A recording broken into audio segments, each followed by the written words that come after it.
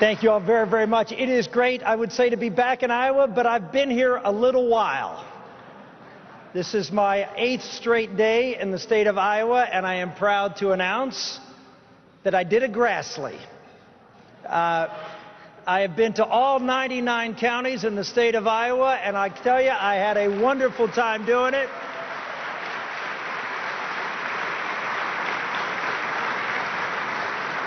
It was, people asked me, the reporters asked me, are you tired? I said, heck no. I'm energized. I'm energized by going out and talking to the great people of Iowa and all 4 corners of the state, and have had a wonderful experience in your town squares and your diners and of course your pizza ranches. I think I've been to about 26 pizza ranches in Iowa. So I've had a great time. I've learned a lot. And in fact, as I was going through the tour this week and I was reflecting upon, what I've learned, because you learn a lot going out and talking to people of Iowa, and I reflecting upon what I've learned, and something kept coming back to me, that unlike all the other places where I've traveled, and certainly unlike what you're hearing from the national media, there was a theme that was coming out from the people of Iowa that I was not hearing on the national stage. And the people of Iowa realize, the folks that I talk to who are Republican activists and people who care deeply about this country, they realize that America is not just about taxes and spending. It's not just about the size of government. It's not just about the economy. They realize and they understand that we cannot have limited government without strong families.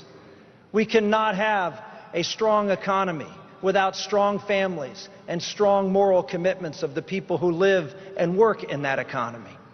They understand that the foundation of our country is in fact a moral enterprise, one that has created the strongest country in the history of the world because, as Alexis Tocqueville commented, we are a good and decent people with strong families, strong community organizations, and of course, faith.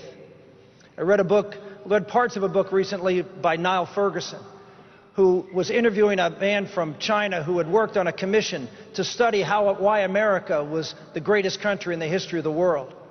And they went through all these things that they thought first would be the reason. They thought it was the economy, they thought it was our guns, they thought it was our form of government. And they arrived, they said 20 years ago, at the fact that it was our faith that made us great. We are a people that are a faith-filled people that believe in that moral enterprise that is America. And so today I announced a faith, freedom, and family agenda here in Des Moines. Everybody else has put up an economic plan. I've put up an economic plan. But no one's put up a plan to strengthen the American family, to make sure that we have strong marriages in our country, that we defend the institution of marriage. No one has put up a plan to make sure that we have religious liberty in this country and that faith continues to be the bedrock of this country. No one has put up a plan of what we're going to do to make sure that life is considered sacred from the moment of conception till natural death. I did. I put together, I think it's about a 20-point plan of what I would do as president, because it's important for the people of not just Iowa, but for this country to understand that we are not a party that just focuses on cutting tax rates, but we are a party that's concerned about all of Americans. And we understand the important role that family, faith, values, and life play in that. I've also put together you can interrupt for applause if you want to do that.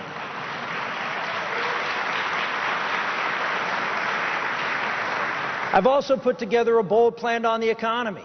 We were in Pella just a few days ago, and it was a manufacturing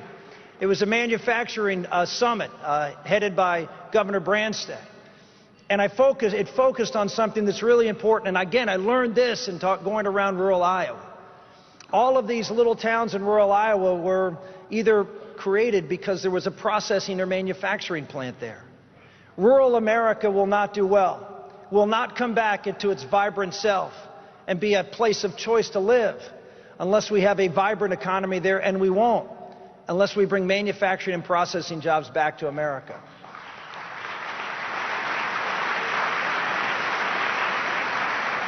We hear a lot of talk about growing the economy from Republicans, but we don't talk about something that's vitally important, and that is income mobility. If you're a college graduate in America, the unemployment rate's about 4 or 5%. If you don't have one, it's well into the double digits. Semi-skilled and skilled workers are having trouble rising. In fact, Europe now has greater income mobility than the United States for workers at the bottom end of the income scale. Why? Because we've lost our jobs to China, South Korea, Mexico, and countries all around the world. We need someone who has a plan to get those jobs back. I laid it out in Pella, and I'll quickly lay it out for you. Number one, we have to cut the corporate tax for manufacturers to zero. We want you to make things here in America.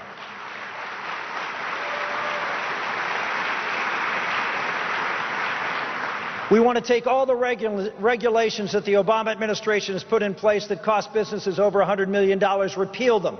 And those that we can't repeal permanently, we'll replace them with ones that are more friendly to business. And we will send a message on day one that manufacturers and processors and all businesses are welcome back here in America to grow our economy.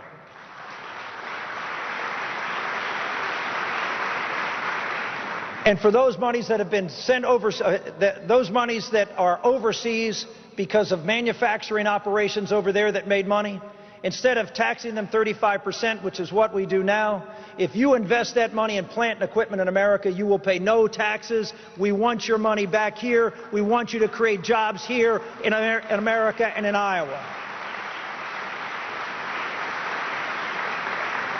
And I saw a lot of folks with green shirts at a lot of rural places in Iowa, folks that represent the rural electric co-ops. And they're concerned because they're seeing their energy prices going up. And they're going to go up a lot more if the Obama administration has its way of shutting down 60 coal-fired power plants. We'll make sure that that regulation doesn't go into effect, and we will open up energy in America, whether it's ANWR, whether it's coal mining, whether it's drilling. We will have a free market of energy production, and we will lead the world, and we will have stable long-term energy prices. If we do those four things, we will create millions and millions of jobs, and we'll create them in rural America and all over America, unlike any other plan that's been put out there in the books. That's what I learned from spending all this time and going to 99 counties in Iowa.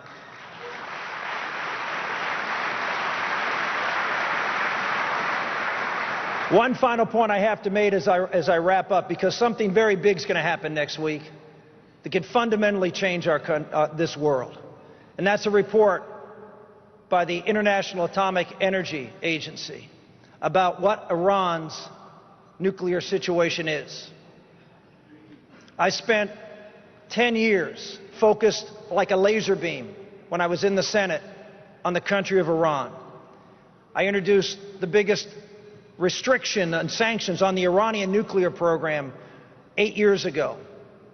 It was unanimously opposed even by President Bush. I got no co-sponsors. Within 2 years, after people saw what Iran was doing in Iraq and Afghanistan, and they saw their nuclear program was being regenerated, it passed unanimously and was signed by the President. I have been going around this country talking about the threat that Iran is to the future of our country, to the stability of the Middle East, and of course to the nation of Israel. If Iran is in fact found to be close, the world as you know it will have changed. And we will have to do something. We will have to do something to stop that production, because an Iranian state that is fixated on the return of the 12th Imam and dominating the Islamic world cannot, under any circumstances, have a nuclear weapon. We need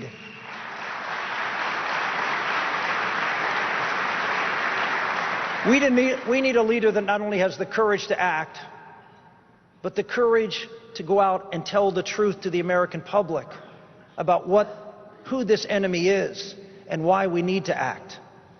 Ladies and gentlemen, I have that courage. I've got the track record on international, domestic, economics, on life and faith and family, to deliver the message, to contrast with Barack Obama, so we can lead this country to be safe, prosperous, good for the next generation of Americans. Thank you, and God bless.